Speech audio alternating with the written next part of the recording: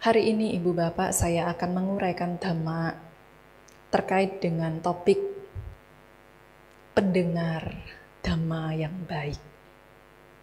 Pendengar dhamma yang baik. Kenapa topik ini saya sajikan atau saya sampaikan kepada umat Buddha sekalian? Karena di luar sana banyak sekali interpretasi atau pemikiran-pemikiran dalam diri umat Buddha bahwa belajar dan praktik dhamma itu ya cukup di rumah saja. Bahkan dikatakan tidak perlu ke wihara, kita bisa praktik dhamma. Ya, memang tidak salah. Tetapi pernyataan ini tidak 100% benar. Di dalam wihara, kita mendapatkan kesempatan yang tidak kita peroleh di lingkungan rumah. Dan wihara dibangun bukan karena tujuan-tujuan menumbuhkan keyakinan dari satu orang saja. Tetapi justru wihara ini dibangun dari kumpulan kebajikan mereka-mereka yang berkeyakinan memiliki sada kepada Buddha, Dhamma, dan Sangha. Dan agar wihara itu kembali memberikan manfaat kepada umat Buddha secara luas, agar mereka mendapatkan satu pengaruh untuk menjaga dan merawat sada, bahkan menumbuh kembangkan sada mereka di dalam lingkungan wihara. Ada juga umat Buddha yang berpikir bahwa kenapa sudah seringkali datang ke wihara, mendengarkan dhamma, bahkan mengulang dhamma melalui pembelajaran-pembelajaran khusus. Tetapi untuk memahami dhamma ajaran Sang Buddha, itu tidak mudah, sulit. Kalau gitu, sudahlah di rumah saja. Ya. Ibu Bapak serta hadirin sekalian, sejak dhamma ini dimengerti oleh Guru Agung Buddha dan dibabarkan oleh Guru Agung Buddha sebagai satu manfaat untuk mengatasi duka atau penderitaan bagi seseorang, dhamma ini menjadi esensi yang sangat penting untuk dapat dimengerti dan dipahami dengan baik melalui kegiatan mendengar. Memang pada zaman Sang Buddha tidak seperti zaman sekarang, yang ketika kita mau belajar dhamma sudah mudah mendapatkan literatur dari buku, dari internet, bahkan sekarang kalau mau tinggal klik HP-nya sudah keluar kanal YouTube untuk mendengarkan dhamma. Tetapi kenapa dengan kemudahan-kemudahan itu umat Buddha juga masih banyak yang tidak memahami dhamma itu? Juga ada di antara mereka yang bahkan menembus dhamma itu secara sederhana saja masih belum.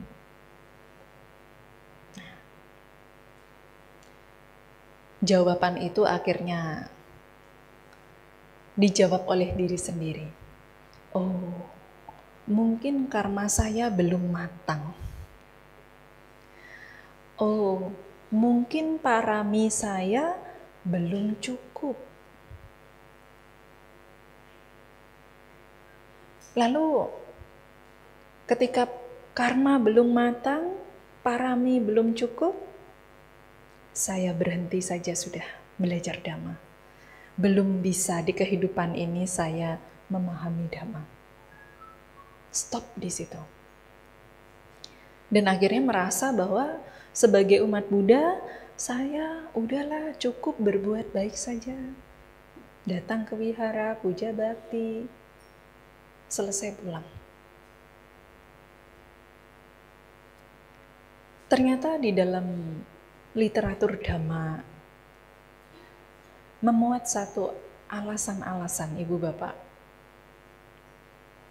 Mengapa ada orang-orang yang ketika Dhamma itu diajarkan, ya, mudah memahami Dhamma. Dan ada yang sulit sekali memahami Dhamma. Dan semua itu bergantung, faktor-faktor yang menentukan adalah dari sikap si pendengar Dhamma itu sendiri. Sikap si pendengar Dhamma. Di zaman Sang Buddha pun ada satu cerita yang dilatar belakangi dari pertanyaan Yang Mulia Bante Ananda kepada Sang Buddha. Jadi Bante Ananda ini mengetahui bahwa ada 5 orang biku yang ketika mendengarkan Dhamma Sang Buddha secara langsung, mereka memiliki perilaku sikap yang berbeda-beda. Dan itu memengaruhi kualitas mereka pada saat mendengarkan Dhamma itu. Suatu ketika Bante Ananda ini bersama Sang Buddha melihat dan bertanya langsung kepada Sang Buddha. Ada melihat biku yang pertama. Ketika Sang Buddha menguraikan Dhamma, biku yang pertama ini sering sekali bersikap tenang. Tapi tenangnya bukan memperhatikan. Tenangnya karena terlelap tidur. Ya. Nah ini, ada umat Buddha yang punya kebiasaan begitu. Ketika sesi Dhamma Desana disampaikan, aduh, sudah baca parita capek, meditasi capek. Pas sesi Dhamma Desananya, istirahat sajalah. Ya. Ini, pada saat Dhamma disampaikan, biku pertama ini punya kebiasaan tertidur. Lalu ada biku kedua, ketika mendengarkan Dhamma, ya, beliau sibuk mengorek-ngorek tanah, membuat gambar-gambar di tanah. Ya. Untung Wihara Siripada ini Dhammasalanya sudah lantai, ya, jadi tidak ada alas tanah.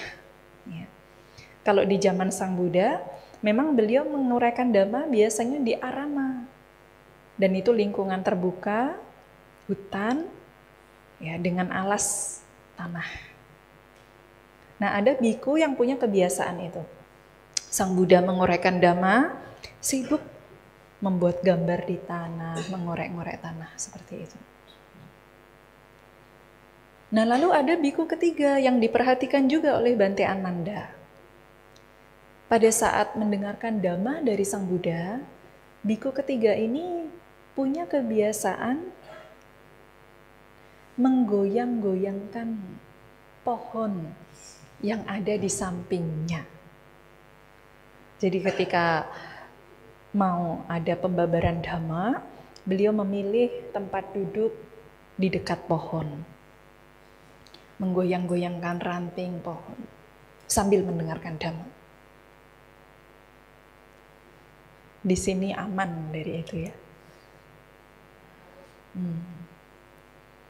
Lalu ada kebiasaan biku yang keempat, yang ketika ada sesi pembabaran Dhamma, biku ini sibuk sekali. Sibuk apa? Sibuk memandangi langit-langit, menghitung bintang-bintang, melihat rasi-rasi bintang. Ya. Di sini juga bebas dari itu, ya. Nah, karena sudah ada plafon. Tapi jangan sampai nanti ketika datang ke Siripada, wah, tertarik bangunannya bagus, ya. Nanti saya mau mencontoh di rumah ini seperti ini, misalkan. Pada sesi Dhamma Desana ada kebiasaan biku yang seperti itu. Justru sibuk memperhatikan langit-langit. Dan hanya ada satu biku yang kelima, yang punya kebiasaan pada saat Sang Buddha itu menguraikan Dhamma, beliau mendengarkan dengan baik. Memperhatikan Sang Buddha. Mendengarkan apa yang Dhamma ajarkan oleh Sang Buddha. Lalu Bante Ananda bertanya, kenapa Bante ada berbagai macam jenis pola sikap dari para biku yang sedemikian itu? Kemudian Sang Buddha menjawab, Ananda, kelima biku itu memiliki kebiasaan-kebiasaan di masa lampaunya. Dan kebiasaan-kebiasaan itu menjadi kecenderungannya di masa sekarang yang belum bisa ditinggalkan. Lalu kenapa biku pertama punya kebiasaan tertidur, Bante, pada saat mendengarkan Dhamma? Biku yang pertama di masa kehidupan lampaunya adalah seekor ular.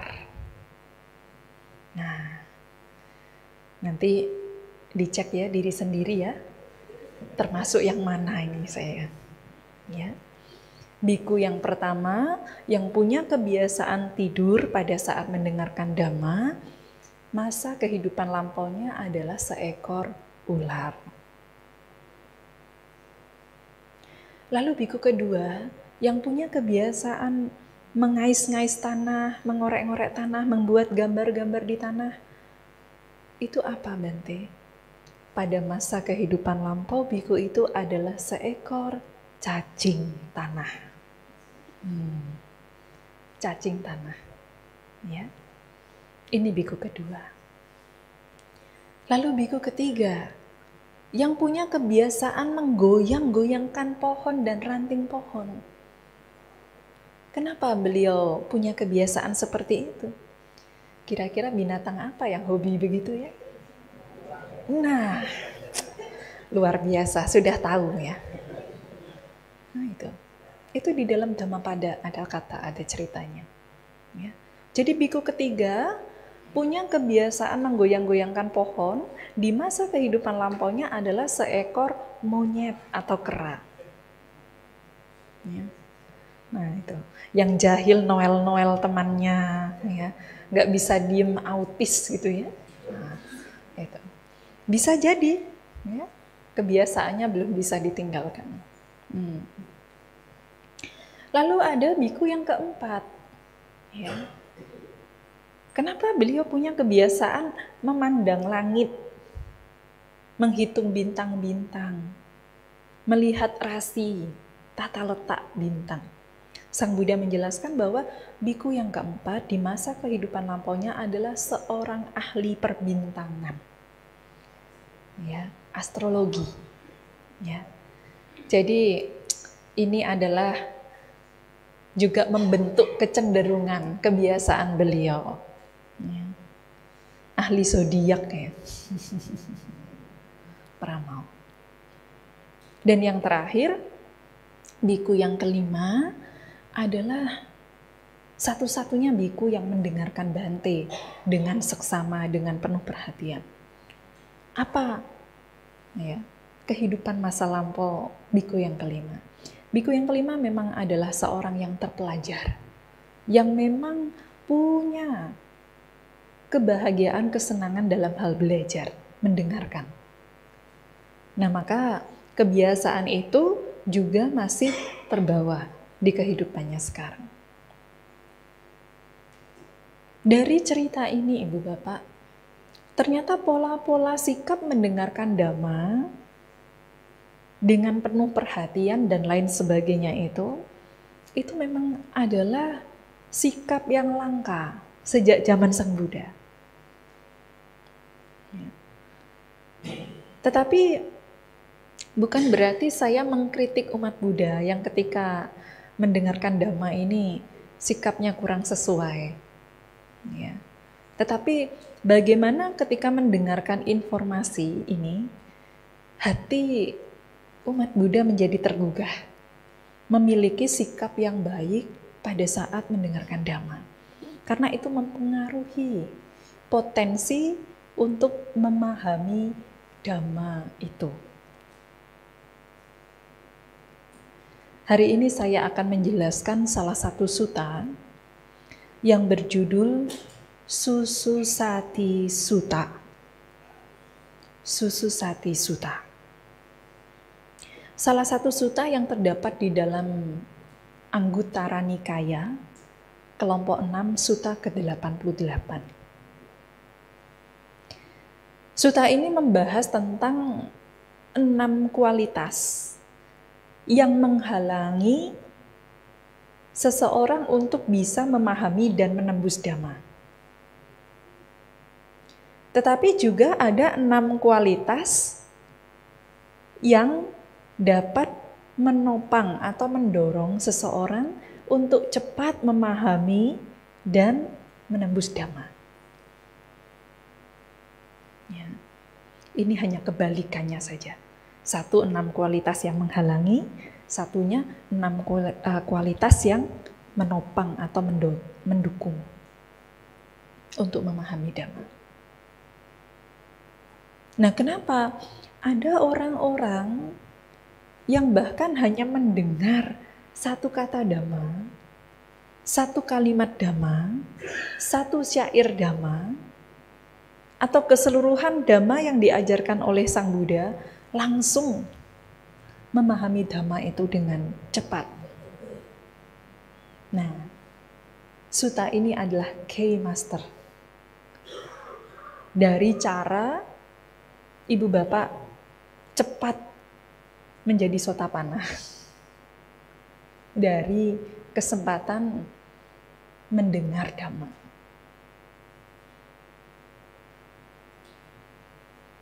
Nah, saya akan menguraikan satu persatu. Ada 6 kualitas yang boleh diingat, yang mendorong agar seseorang bisa cepat memahami Dhamma dan menembus Dhamma, ajaran Sang Buddha.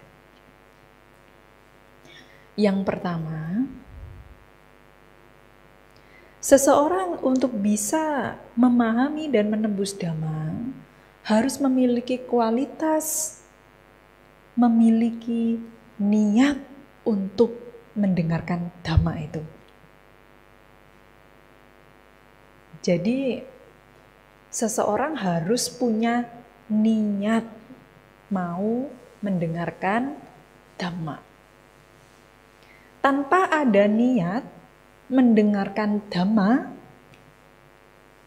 kira-kira potensi untuk mendengar Dhamma itu ada tidak? Sulit. Kalau toh dibilang ada kesempatan pun, ya, itu jika tidak didukung oleh niat mendengarkan Dhamma, akan sulit mendapatkan kesempatan itu. Seperti contoh kisah Cunda. Pernah mendengar kisah ceritanya ya? Cunda penjagal babi. Cunda ini tinggal rumahnya di samping wihara Jetawana. Tepat mepet tembok. Tidak tahu tetangga wihara Siripada ini ada atau tidak. Selama Sang Buddha tinggal di wihara Jetawana, tidak pernah ada niat di dalam diri Cunda untuk mendengarkan ajaran dari Sang Buddha. Bahkan sampai beliau meninggal.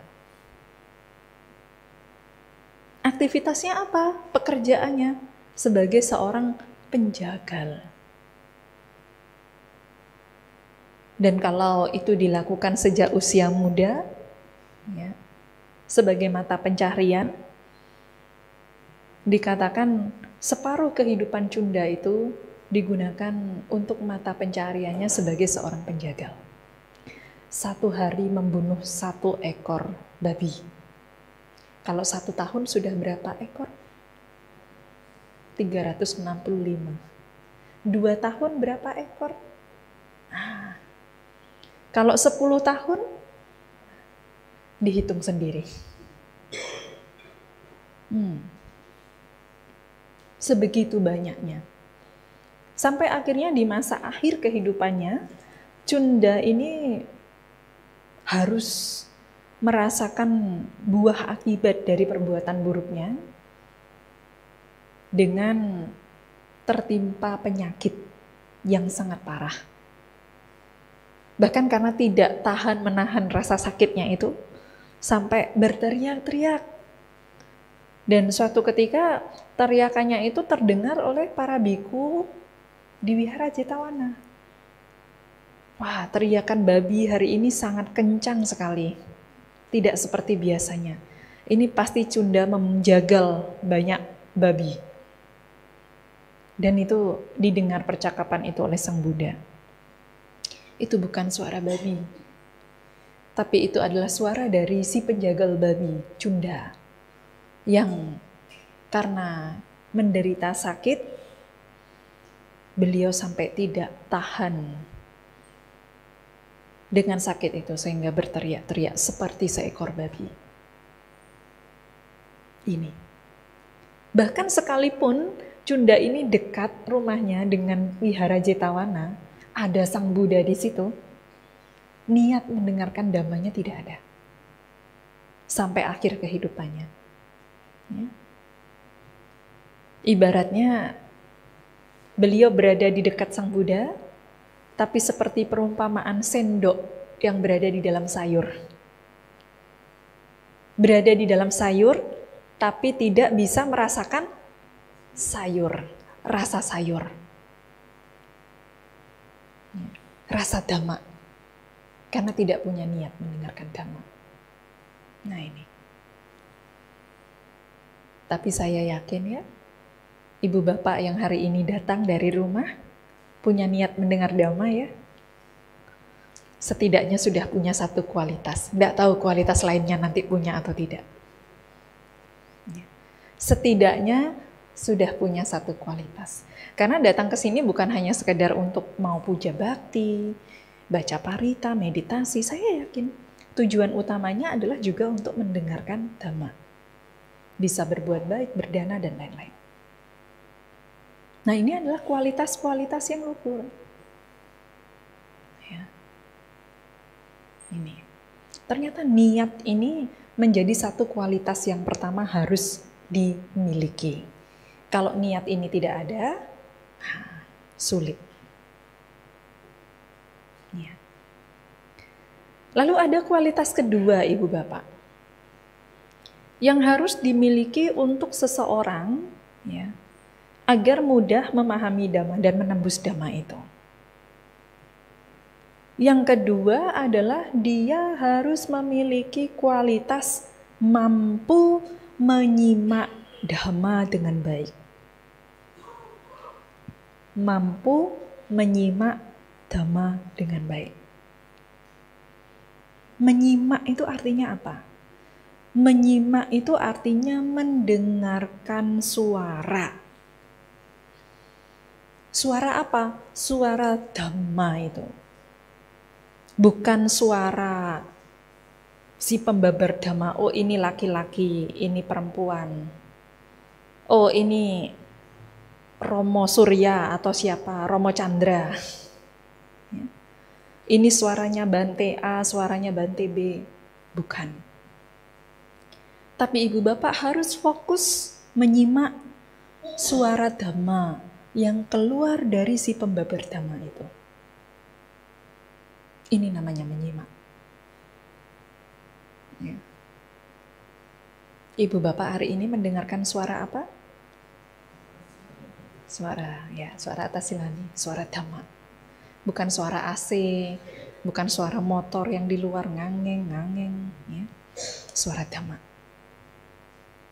Dan sangat penting sekali punya kapasitas kemampuan menyimak dhamma itu. Walaupun hanya satu kata dhamma saja. Kalau ibu bapak menyimak dengan baik, satu kata dhamma saja itu menjadi pengingatan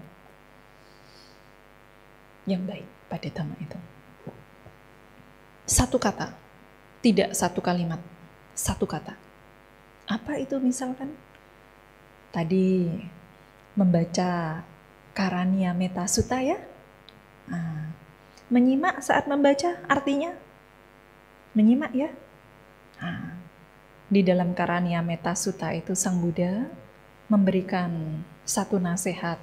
Jadilah orang yang suju, uju, ya, subharu, ya, betul ya? Artinya apa itu? Apa itu artinya? Waduh, apa ya Sila? Contek dulu deh. Ya. Tadi dibaca terjemahannya kan ya? Tapi pokoknya baca-baca aja Sila. Jujur, sungguh jujur. Subharu, ca, winayo, ca. Ya. Subharu artinya mudah dirawat. Ternyata satu kata itu, kalau kita menyimak, oh Sang Buddha menganjurkan untuk kita punya kualitas jujur, sungguh jujur, subharo, mudah dirawat. Apa yang membuat saya mudah dirawat? Kalau ibu bapak menyimak satu kata itu, kemudian ibu bapak renungkan dalam keseharian. Begitu bangun, Sang Buddha memberikan nasihat, menjadi orang yang subharo, ca, mudah dirawat. Apa yang membuat kualitas saya mudah dirawat? Bangun tidur, mungkin biasanya yang merapikan kasur, tempat tidurnya, selimutnya istrinya. Oh, hari ini saya mau meringankan tugas istri saya lah. Lipat selimut sendiri, tarik spraynya, kasurnya, rapi, kebas-kebas. Mudah dirawat. Istrinya pagi-pagi itu saja ya, masak, bikin roti bakar aja ya karena mau ke wihara. Oke, tidak apa-apa. Tidak komplain. Ya. Mau berangkat ke wihara, kok belum ada sarapan ini? Kopi saya mana kopi saya? Ya. Kalau bisa buat sendiri, buat sendiri. Dan itu adalah satu nasihat, bukan untuk para biku, samanera, dan atasilani saja yang harus praktik mudah dirawat. Tapi juga sebagai perumah tangga juga bisa mempraktikkan itu. Ya. Mudah dirawat. Menyimak satu kata dhamma saja, itu sangat berarti. Kalau dhamma itu dipahami dari mendengar, berarti kita menyimak apa suara dhamma itu. Kalau dhamma itu dipahami dari membaca, kita perhatikan bacaan itu dengan baik. Ini artinya menyimak. Menyimak. Satu kata, begitu berharga. Apalagi mengerti satu kalimat, apalagi mengerti satu syair, apalagi mengerti satu sutta, apalagi mengerti keseluruhan dari ajaran Sang Buddha. Luar biasa. Ini tahapan memahami. Menyimak. Sudah menyimak dengan baik hari ini? Nah, sudah. Nanti pulang cerita kepada anaknya ya. Tadi mama papa ikut puja bakti umum, dengarkan dhamma apa? Apa ya tadi ya? Udah kamu lihat di YouTube aja. Begitu. Simple. Ya. Ya. Nah itu. Kalau kita menyimak, kita bisa menceritakan umum. Kemudian kualitas yang ketiga yang harus dimiliki kalau seseorang ingin cepat memahami dan menembus dhamma.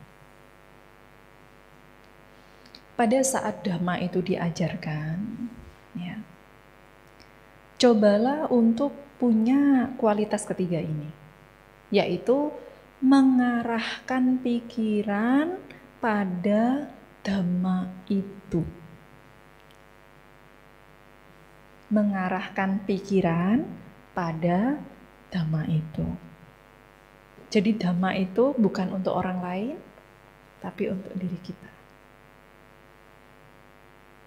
Kita mendengarkan dhamma ini untuk obat duka kita, masalah apa yang belum terselesaikan dalam kehidupan kita ini. Mengarahkan pikiran. Karena untuk mengarahkan pikiran punya perhatian pada dhamma yang disampaikan itu tidak mudah, Ibu Bapak. Betul tidak? Ya, orangnya di sini bisa aja pikirannya di Amerika. Orangnya di sini tapi pikirannya di rumah. Orangnya di sini pikirannya di kantor.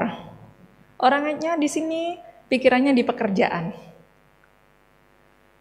Orangnya di sini pikirannya, wah, punya rencana-rencana apa nanti? Ini. Kadang pikiran kita itu mudah sekali terdistraksi. Ya, terdistraksi.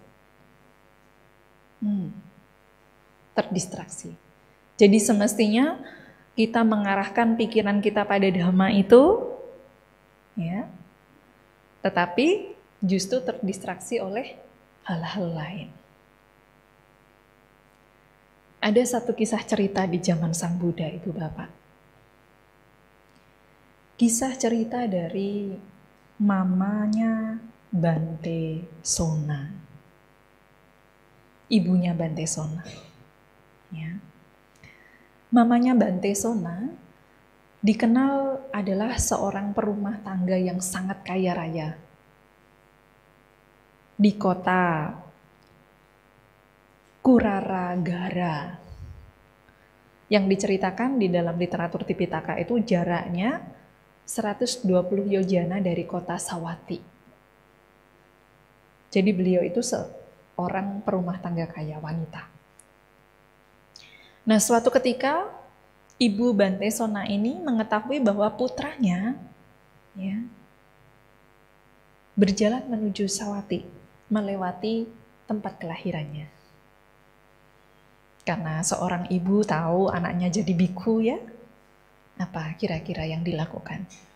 Ya, mengundang Bante Sona untuk datang agar bisa menerima persembahan dana dari mamanya, dan juga mamanya mengetahui karena Bante Sona ini sudah arahanta ya, bisa membabarkan dhamma dengan baik, diundanglah Bante Sona supaya untuk membabarkan dhamma kepada mamanya dan juga orang-orang di sana. Bante Sona memenuhi undangan mamanya. Ya. Nah, ternyata rumah dari Ibu Bante Sona ini sudah diincar oleh perampok. Namanya orang kaya ya. Wah, menunggu yang punya rumah, pemilik rumah pergi. Dan saat itu Ibu Bante Sona memang sedang pergi. Perginya kemana? Pergi menemui putranya untuk mendengarkan dhamma. Ya, anggap aja seperti ibu bapak hari ini datang ke wihara mendengarkan dhamma. Nah, akhirnya perampok-perampok yang sudah mengintai rumahnya itu menjalankan misinya. Misinya perampok apa ya kira-kira? Merampok, mencuri. Ya. Misinya perampok. Itu di dalam dhamma juga ada. Ya. Nah, lalu begitu datang ya ke rumah dengan kelompok perampok itu, pelayannya, waduh, rumah ibu dikepung perampok. Saya harus kasih tahu ibu ini supaya bagaimana menyelamatkan diri dan lain-lain. Nah, Ibu Bante Sona ini sedang mendengarkan dhamma. Ya. Pelayannya mendatangi Ibu Bante Sona. Ibu, di rumah sedang ada perampok. Bagaimana ini? Sudahlah, nggak apa-apa, biarkan aja. Perampok kalau mau ambil apa barang silahkan aja. Saya masih mau dengarkan dhamma. Ya. Kemudian, wah, ini pelayannya masih belum jera ini. Ibu, tapi mereka mengambil perhiasan ibu, ya, emas, perak, semuanya diambil ibu. Udahlah, nggak apa-apa, biarin aja. Perhiasan saya mau diambil-ambil aja. Gimana itu? Ada nggak kira-kira orang begitu? Udah nyata-nyata rumahnya dirampok, dikasih tahu pelayannya, bilangnya udah biarkan aja perampoknya ambil. Karena Ibu Sona, Ibu Bante Sona ini mau fokus mendengarkan dhamma dari putranya. Begitu. Nah, kemudian pelayannya ini terus ya memberitahu Ibu Bante Sona, tapi tetap Ibu Bante Sona tidak mau beranjak dari tempat duduknya untuk pergi ke rumah. Sampai akhirnya pelayannya jera sudah. Pulanglah pelayan itu ke rumah. Nah, percakapannya ini didengar oleh perampoknya. Wah, perampoknya ini bingung. Kok ada ya orang seperti ini ya? Udah nyata-nyata ini. Saya mencuri terang-terangan berarti ini. Ya.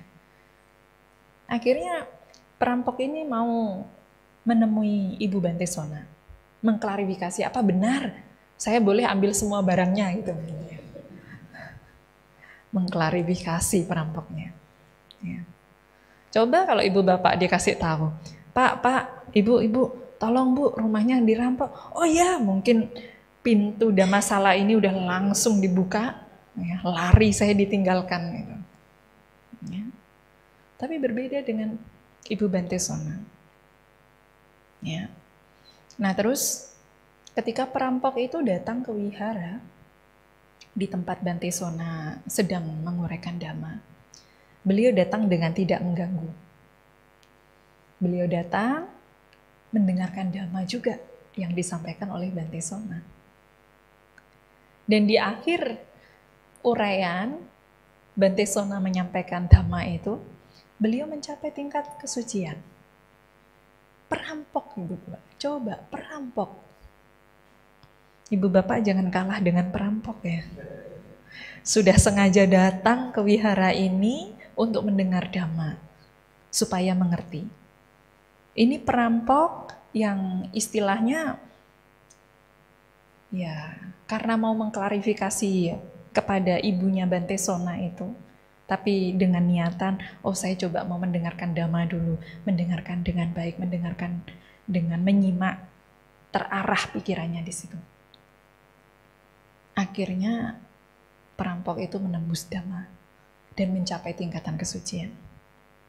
Bahkan di akhir cerita ini, segerombolan perampok itu akhirnya minta maaf kepada ibunya Bante Sona dan mau bertekad tidak akan mencuri lagi, tidak akan merampok lagi. Dan beliau meminta untuk ditabiskan menjadi biku di bawah bimbingan Bante Sona. Dan setelah menjalani kehidupan di kebikuan, mereka semua, kelompok perampok itu, menjadi arahanta. Mencapai tingkatan kesucian arahanta. Ini. Betapa berharganya kesempatan mendengar dhamma, punya niat, punya kemampuan menyimak, dan terarah pikirannya pada dhamma itu. Kalau seorang perampok saja yang awalnya punya niat jahat bisa tercerahkan, mestinya ibu bapak yang punya niat baik cepat tercerahkannya. Gitu. Ya. Mestinya ya. Nah itu. Ini kisah dari Ibu Bante Sona. Yang teguh, punya sikap baik mendengarkan dhamma, sehingga menginspirasi para perampok untuk ya mencapai tingkatan kesucian. Lalu di dalam sutta ini, kualitas yang keempat. Kalau tadi punya niat, menyimak dhamma dengan baik, kemudian mengarahkan pikirannya.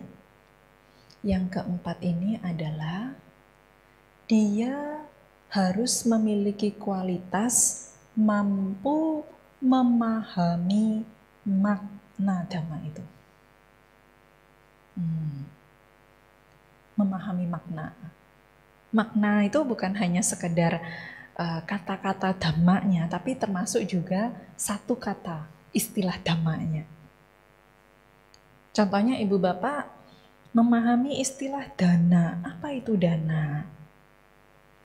Kenapa Sang Buddha mengajarkan dana? Kenapa Sang Buddha mengajarkan praktik sila? Kenapa Sang Buddha mengajarkan untuk belajar khanti, sabar? Kenapa Sang Buddha mengajarkan untuk praktik samadhi, bahkan mengembangkan panya? Ibu bapak harus memahami maknanya itu. Semua esensi makna Dhamma yang diajarkan Sang Buddha, tujuannya adalah digunakan sebagai alat untuk menembus 4 kebenaran Arya. Menembus 4 kebenaran Arya. Saya akan menguraikan satu istilah kata saja tentang bagaimana dana bisa digunakan sebagai salah satu cara untuk menembus 4 kebenaran Arya. Dana. 4 kebenaran Arya ini apa? Kebenaran Arya tentang dukkha. Kebenaran Arya tentang munculnya dukkha atau sebut dukkha, munculnya dukkha. Kebenaran Arya tentang padamnya dukkha dan jalan menuju lenyapnya dukkha. Kenapa dana ini diajarkan? Apa sih sumber dari munculnya dukkha itu? Tanha. Tanha yang disertai dengan kelekatan atau kemelekatan. Itu sumber dukkha. Lalu kenapa dana dipakai sebagai alat untuk menembus 4 kebenaran Arya ini? Dari mana kita cara menembusnya? Dari aspek pemberi, penerima, bendanya, dan juga tindakannya.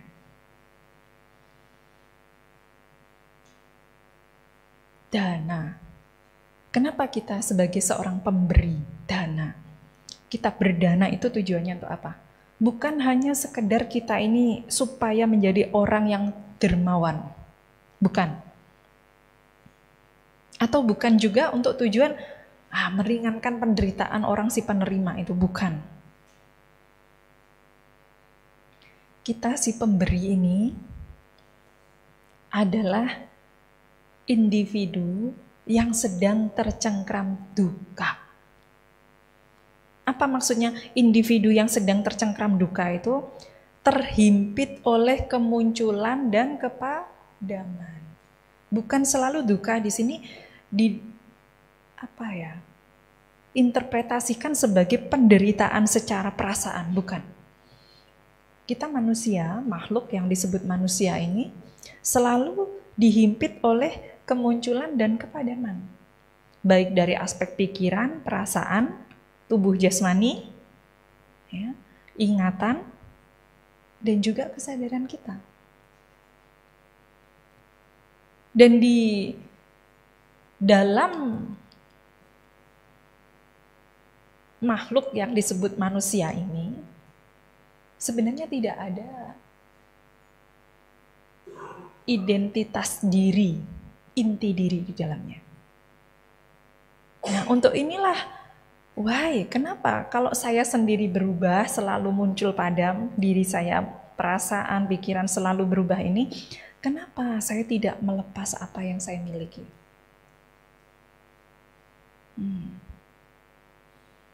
Itu artinya kita menembus dhamma dari aspek si pemberi. Lalu dari aspek benda.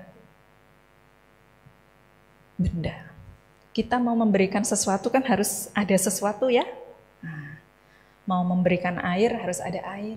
Mau memberikan uang harus ada uang. Mau memberikan tenaga harus punya tenaga. Memberikan pengetahuan harus punya pengetahuan. Kenapa orang menjadi sulit sekali memberikan sesuatu? Karena ada benda, tenaga, pengetahuan yang dilekati itu. Sehingga sulit untuk diberikan pada pihak lain. Kenapa kita melekati? Karena kita menganggap benda-benda ini atau apapun itu sebagai kekal menjadi milik kita. Padahal benda ini hanya sementara kita pakai, kita fungsikan. Seandainya pun kita pakai sampai rusak, benda ini juga nantinya akan mengalami sesuatu yang akan kita tinggalkan. Oleh karena saya mengerti bahwa benda ini juga terkena duka, duka itu artinya yang tidak bisa ditahan perubahannya.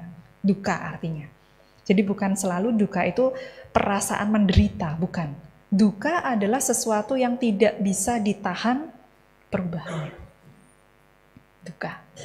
Benda, kursi, meja, semuanya mengalami duka. Bukan berarti karena dia tidak ada wedana sehingga tidak mengenyam penderitaan. Bukan. Duka karena adanya proses kelapukan anicca sehingga duka itu muncul. Nah, karena kita merenungkan itu, menembus tentang duka itu, kita menjadi tidak ada kekhawatiran dalam memberi. Tidak ada keraguan-raguan dalam memberi. Karena yang saya berikan ini hanya alat sarana sementara saja, yang sifatnya duka. Biasanya kalau kita memberi benda-benda yang sudah expired ya Ibu Bapak, mudah ya? Mudah. Tapi kalau benda-benda itu masih bagus, masih baru, mau memberi itu mikir-mikir. Padahal benda yang bagus nanti juga expired. Ya. Kualitas benda.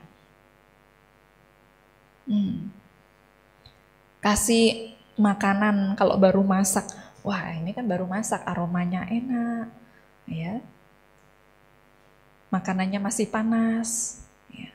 Wah ini mau saya nikmati sendiri saja. Tapi nggak habis, terus disimpan sampai siang mau bekerja gitu. Tiba-tiba pekerjaannya numpuk, baru pulang ke rumah sore hari. Tekstur makanannya udah berubah, aroma makanannya sudah berubah, rasanya juga sudah berubah.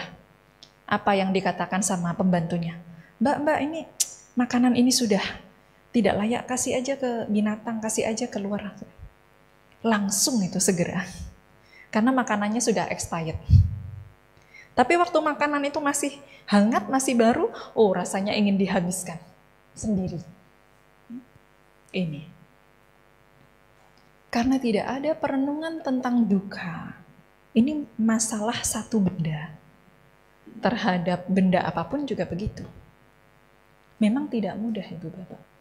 Tetapi kalau kita ingin menjadikan dana sebagai sarana untuk menembus 4 kebenaran Arya yang sesungguhnya, kita harus menggunakan perenungan itu. Termasuk juga dari aspek si penerimanya. Si penerima ini dengan saya tidak memberi, tidak memunculkan sukawedana dalam batinnya. Mungkin dia akan biasa aja. Tapi dengan saya memberikan sesuatu, pengetahuan, benda atau apapun itu, setidaknya pada momen tepat saya memberi itu, dia merasa bahagia. Ya. Apalagi kalau kualitas benda yang diberikan itu baik. Bernilai. Bernilai itu bukan selalu mahal ya Ibu Bapak. Betul enggak? Benda yang bernilai itu tidak selalu mahal. Benda yang bagus maksudnya ya. Benda yang bagus tidak selalu mahal. Tapi belum tentu benda yang mahal itu bagus. Benda yang mahal belum tentu bagus. Ya. Tapi benda yang bernilai, ya. Kebalik. Benda yang bagus itu pasti nilainya tak terhingga. Benda yang bagus, boleh diingat ya, benda yang bagus belum tentu mahal. Ya. Ya. Benda yang bagus belum tentu mahal. Dan benda yang mahal juga belum tentu bagus. Tapi benda yang bagus biasanya punya nilai dan bahkan tidak ternilai. Ya. Artinya tidak hanya sekedar diberi label harga, berapa ratus juta, ratus ribu, kemudian dikatakan itu benda bagus, belum tentu. Ya. Jadi jangan terkecoh dan tertipu oleh branding ya. Begitu. Hati-hati. Hati-hati. Nah ini kalau kita menembus dhamma dari aspek satu istilah kata dana untuk menembus 4 kebenaran Arya tadi, kita akan mendapatkan manfaat praktik dan memahami dhamma itu walaupun hanya satu kata tadi lebih mendalam, lebih mengarah pada tujuan utama dhamma itu diajarkan. Begitu, memahami makna dhamma. Nah lalu yang kelima, ya. Yang kelima adalah kita untuk bisa memahami dhamma, janganlah membuang esensi dari makna dhamma itu. Kalau tadi maknanya harus dipahami, yang kelima ini esensi dari makna itu jangan dibuang. Bagaimana maksudnya Sila? Sederhananya, Ibu Bapak yang hadir pada pagi hari ini pernah ikut acara Indonesia Tipitaka Canting di Borobudur? Pernah ikut? Oh, ada yang pernah. Ada yang belum ya? Ya, yang belum silahkan mendaftar tahun depan. Ini bukan promo, supaya bisa merasakan. Ya. Esensi dari mengikuti acara Indonesia Tipitaka Canting itu adalah sebagai umat Buddha mengulang dhamma. Dhamma yang diulang baik dari pembacaan Tipitaka Canting ataupun dhamma dari esensi memperingati hari raya Asada Agung atau Asalha Puja. Nah kadang-kadang ini by riset ya. Ikut ITC apa? Mau jalan-jalan ke Borobudur. Ikut ITC kenapa? Biar ketemu bestie di sana. Bukan itu. Tujuan ibu bapak mengikuti kegiatan itu adalah untuk mengulang dhamma, mengulang tipitaka, bahkan mengerti esensi dari kenapa umat Buddha harus memperingati hari raya Asada. Bukan hanya sebatas seremoninya, tetapi di dalam seremoni itu ibu bapak diajak untuk mendengarkan dhammanya, memahami dhammanya yang diajarkan oleh Sang Buddha. Hari raya Asada ini memperingati hari raya apa ibu bapak?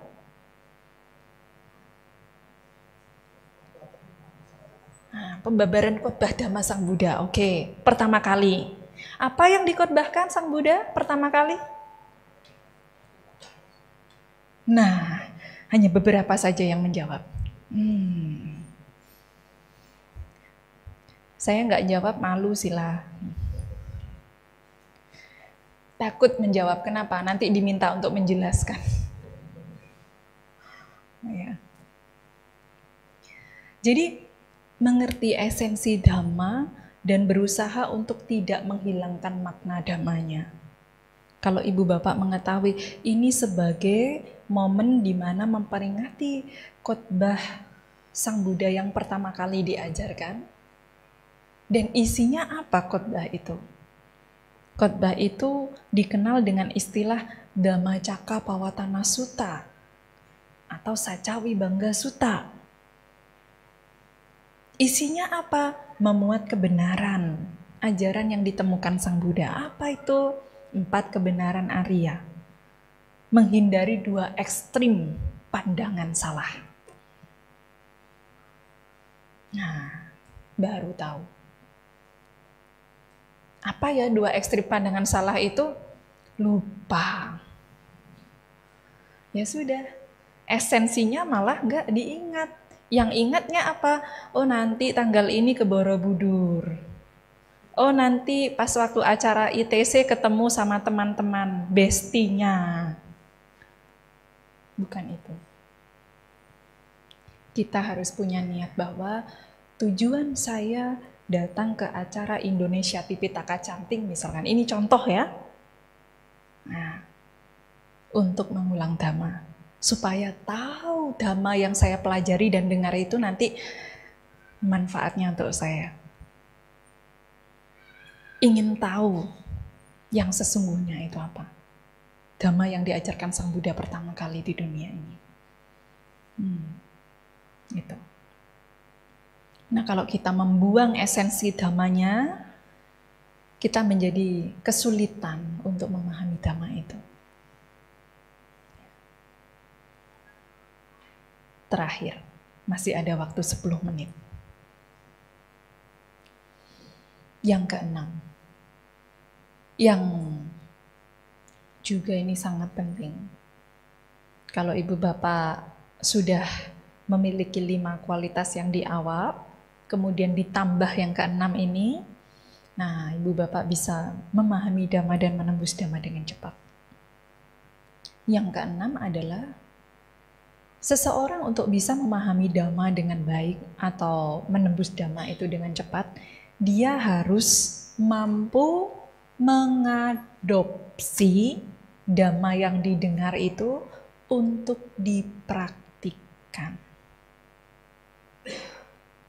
Mengadopsi itu artinya apa? Mengambil, merawat, menjaga dhamma itu untuk dipraktikkan ke dalam batin kita sendiri. Masing-masing. Jadi walaupun hanya satu kata, saya ngertinya hanya itu aja sih lah. Enggak apa-apa. Oke, tahu satu kata itu, tapi benar-benar ngerti, ngeh. Kemudian itu dipraktikkan dalam kehidupan sehari-hari. Itu akan membantu diri kita dengan cepat memahami dhamma dan menembus dhamma itu.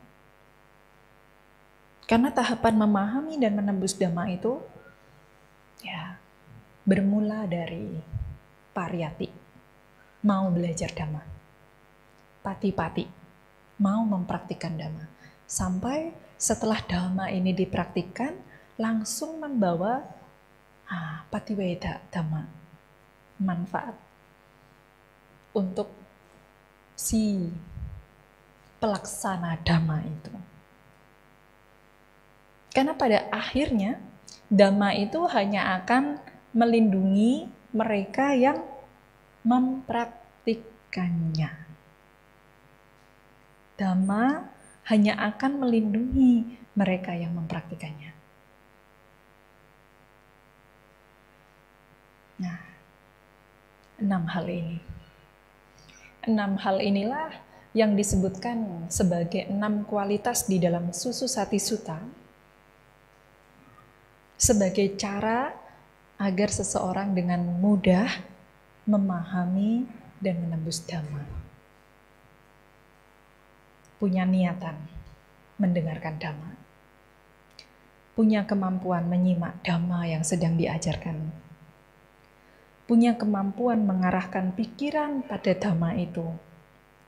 Memahami makna dhamma itu. Tidak membuang esensi dari makna dhamma itu. Dan yang terakhir adalah mengadopsi dhamma yang didengar itu untuk dipraktikkan.